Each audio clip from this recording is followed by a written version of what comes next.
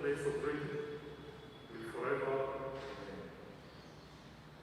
ever the prolific journalist. You had good contact with me. I stand here on behalf of Robin's family, of Robin's friend, to say that just like his son.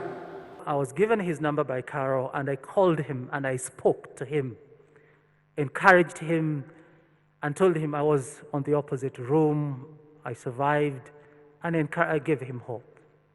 And later I prayed, and as I was leaving, I saw a message from Robin saying, that was a powerful prayer. Thank you very much for coming. In Robin, this country has lost a talented journalist and editor whose contribution to journalism was well recognized across the industry. At RMS, Robin was in charge of all our news and current affairs programs on radio. His firm and visionary leadership ensured high-quality products across all of our 13 radio stations, a majority of which are leaders in their respective markets. To say that Robin loves the children would be an understatement. Robin's children are his life. He was there for all their major events in life.